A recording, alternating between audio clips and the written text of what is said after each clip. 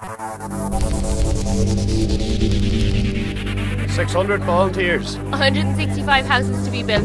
800 township people to be housed. 12,000 mile round trip. 18,300 houses built so far. 100,000 people given new homes. What an absolutely amazing moment this here today. It is absolutely staggering beyond belief that 600 people have travelled from a small island 6,000 miles away. Many of you have overcome enormous personal challenges to be here today. All of you have earned the right to be on this trip. I want you to do your best for yourself. I want you to make the people back home proud that they supported you to make it possible to get here. I want this community to see how much we care for all of you, and by our effort this week, we hope 80 families will be living in houses at the end of this week who had nothing at the start of it.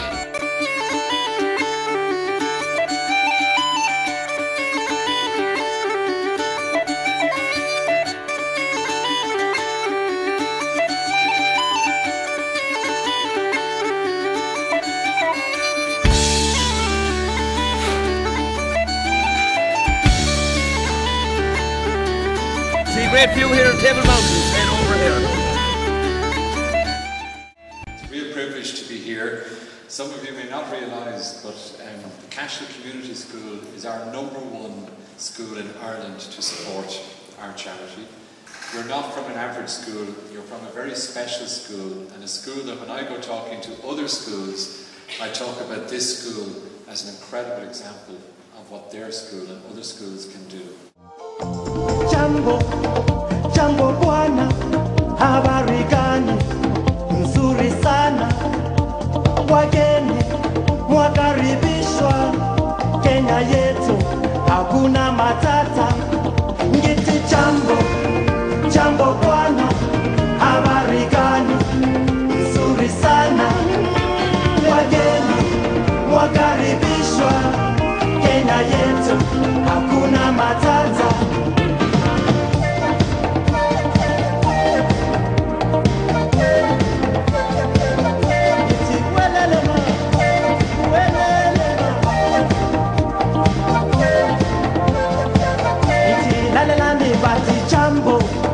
Jambo bwana, habari gani? Nzuri sana. Wageni mwakaribishwa. We were the lucky 6 students to represent Cashel Community School to go out to the Niallmelon Township Trust. When we got to South Africa on the bus to our hotel, what was really striking was at one side of the bus, when we looked out, there was big massive mansions all as far as we could see. But then when we looked to the other side, there was thousands of shacks. Just you could see them all over the place. There was no stopping them, so there wasn't. Then when we got onto the site, we had the privilege to go visit the shacks. What was very striking to me was how clean they were. The women took such pride in how tidy the shacks were. But another thing as well was the day before we came, there was massive rainstorm. It was raining the whole day, and you could really see that in some of the shacks. There was holes in the ceilings, in the walls, because they're only made of cardboard, galvanised plastic bags, basically anything they can find. One woman we were talking to, she had her clothes all packed in plastic bags, and we asked her why was this, and it was because just in case it started raining again, she could take her clothes and leave her shack, because there'd be no point staying there, because there's no wooden floor or anything. It's just the ground that everything would get destroyed, so they'd have to pack up and go. And when we went on the shack visits, there was one woman in her shack and she had pictures of her children in there, but they couldn't live with her because the conditions were just for health and for security were so bad that she had to send them to family in Eastern Cape, and she hadn't seen her kids in I think 12 months, and she was really excited because she was going to get to see them, but she was sad because the poverty was so bad there and the security was so bad that she couldn't have them living with her. And even in the school, in that village, there was no school. The nearest school was a 20-minute walk away, and that was too far away for the kids to walk at the ages of 5 and 6 by themselves. It was too dangerous. So a lot of the children in the village didn't get an education, and for us, that a lot of us mightn't seem a big deal, like we'd try and get a day off school, but for them education meant so much to them. And another day we were lucky enough to get asked by Niall Mellon to go see the very first township of Imazama Yetu, and at that township we could see even the difference. When we were driving to, that was on 20 minutes of the opposite side of Cape Town, so when we were driving there we could see all the mansions, as Rachel said, like, and all the swimming pools, and then when you went over the mountain there was just thousands and thousands of shacks, and all built up onto the side of the mountain as high up as you could go. And we got brought from the very bottom of the township the whole way up to the top, and even when we were getting up there the shacks were just all squished on top of each other. We had to turn sideways sometimes and go in single lines through them because there was so much of them. And the security there as well, like the people living, we got to talk to people who were living in the houses there, who the house had been there for 10 years because that was the very first township. And even for them, like, their life since they got the houses was so much better between health and security, and then if their kids aren't sick then they're able to go to school. On the building site when we were all working, like there was maybe, on our team we were on the Emerald Green team, and there was probably about 60 Irish there and some South Africans as well, and just everyone, like, we're all from different parts of Ireland and from South Africa, but we all just worked so hard, like in the heat that was out there. If you were here in Ireland, like, you wouldn't go out and work in it, but then out there, like, you just slap on a bit more sunscreen and keep going, because you know the difference that's going to be making to the South Africans and to the people in the townships. Like, the sunscreen, like, or the sunburn, like, would be gone in a couple of weeks, but those houses were going to be there for ages, like, and it would just improve their lives, like, dramatically. Like, everyone had their own jobs on the building site. There was some of us were working with the carpenters, and some of us were with the plasterers and the painters, and everyone just worked as hard as they could, like. In total on the building site there was about 600 Irish, and just the amount of work that got done that week was incredible, like. On the second last day we were lucky enough to go visit a creche which was near our site. There was 56 children in the creche with just 2 teachers.